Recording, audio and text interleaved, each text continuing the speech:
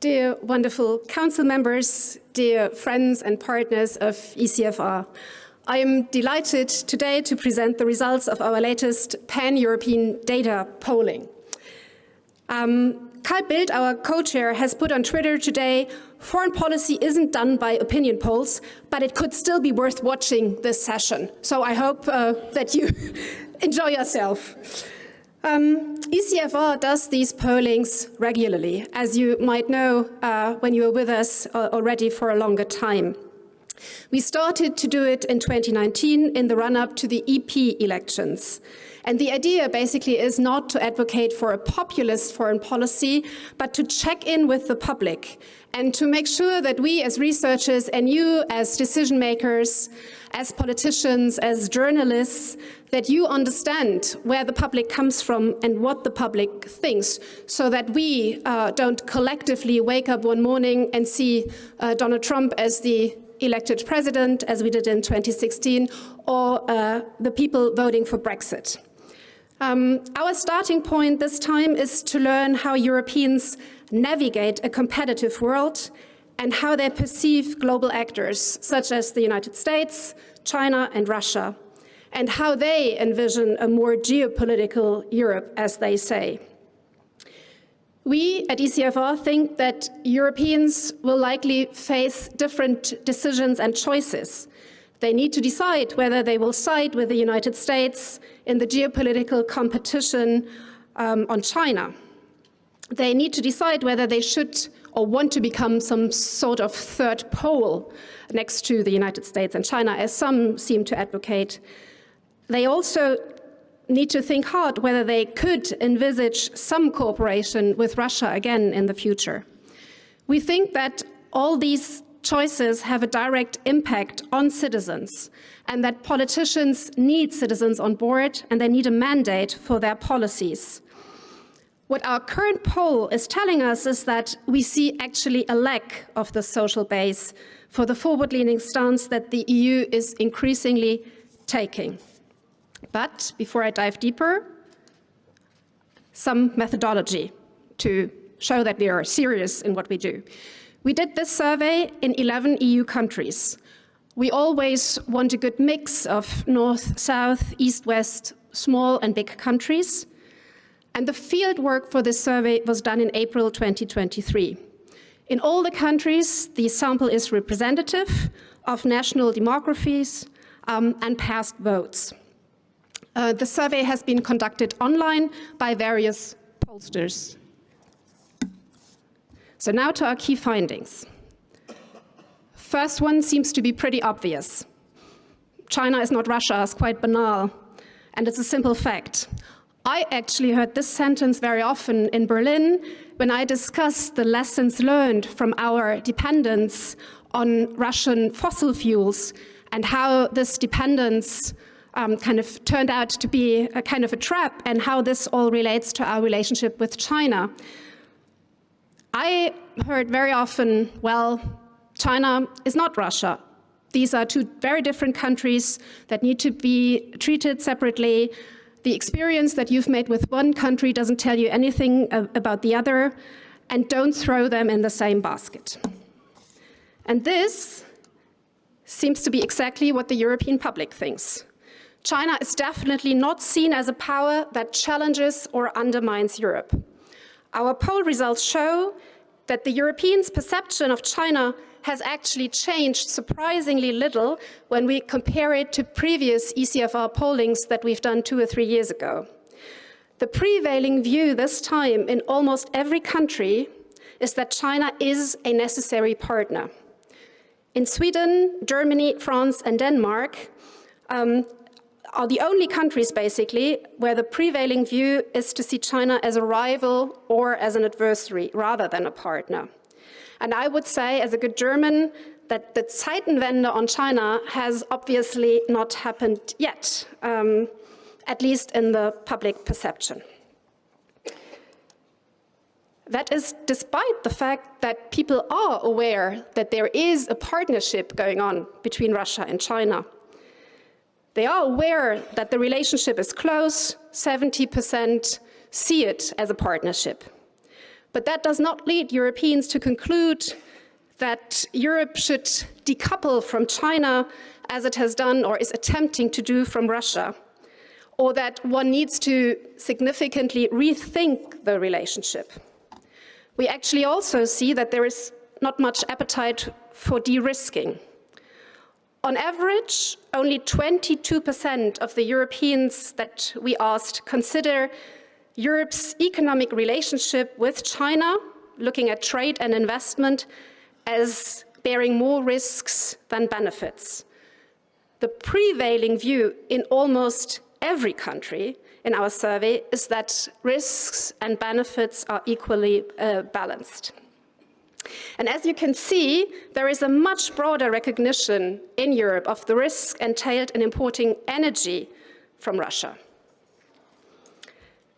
However, and that is a sneak preview when it comes to our report, we see that Europeans are significantly more aware and more cautious when it comes to very practical aspects of China's economic presence in Europe. So people are not worried about China's, about direct investment of kind of Europeans in China or of trading with China, but when it comes, for example, to infrastructure, owning ports, bridges, whatever, then they become highly skeptical. The same is true with tech companies and newspapers, and I refer to our report for further detail. What we see is that sympathy with China has its limits, so it's not unlimited. There seems to be some red line for many European citizens. If China decided to deliver ammunition and weapons to Russia, actually many Europeans, 41% all over Europe, would support sanctions against China, even, and we explicitly asked that, even if that meant seriously harming Western economies. 33% of Europeans would be against it. However, as you can see, the countries themselves are not united. Look at the results for example, Sweden and Italy, and how it would be difficult to find an agreement. I come to our second key takeaway, which is that Europeans are united on their current approach towards Russia, but not so much on the future approach.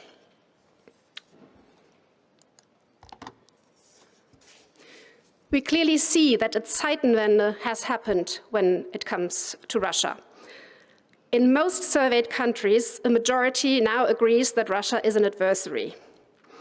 And when we compare it to previous polling data, the view of Russia has changed significantly. The numbers of respondents who see Russia now as a rival or as an adversary has increased compared to a survey that we did 2 years ago from 1/3 to almost 2/3. So I would argue that there is a clear mandate, when you look at our poll, to organize European security not with Russia, but against it. So when it comes to the long-term relationship with Russia, it's a bit different. Once the war is over, and we asked people about a settlement of the conflict, and we did not indicate who would benefit from this settlement, Europeans are likely to disagree on their long-term relations with Russia. 2 out of 5 Polish citizens want to cut all ties, whereas 1/3 of the people in Bulgaria, in Austria, in Hungary, but also kind of 26% in Germany want to go back to a fully cooperative relationship. So there is not a clear position in Europe on this question. However, I think there is common ground when you look at the light blue and the appetite for a limited relationship with Russia. So you see that you could unite Europeans on the idea to have ties with Russia again. Now, the third key finding, and this is about the transatlantic relationship and more sovereignty. Let me start by saying that our poll shows that the transatlantic relationship is very, very close and in very good shape. The perception of the United States is positive Very positive, more positive than 2 years ago, where basically nobody or no country was there a majority to see the United States as ally. Now we have this majority in Denmark and Poland for the US as an ally, and it's also the prominent view in the Netherlands, in Sweden, and in Germany. In other countries, it's the partnership, but it's really strong. The partnership is alive and kicking. However, when it comes to relying on the United States for defense, Europeans are skeptical. 3/4 of respondents agree that Europe cannot always rely on the United States and needs to look for its own defense capabilities. So Europeans definitely want to be able to defend themselves. More so than in September 2020, when people were still under the impression of the Trump years, of his desire, of his expressed wish to leave NATO, and also despite the fact that the Americans have, I think, shown pretty clearly over more than a year now how much they are willing to be present in Europe and to protect Europe in Ukraine.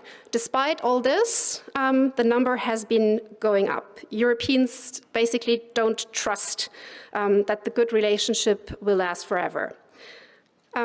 I think that's actually good news for the transatlantic relationship, because you could turn this into something very positive. If you have more appetite coming from Europeans to invest more in defense capabilities, and if you do it as a European pillar of NATO, that could actually strengthen the alliance very much.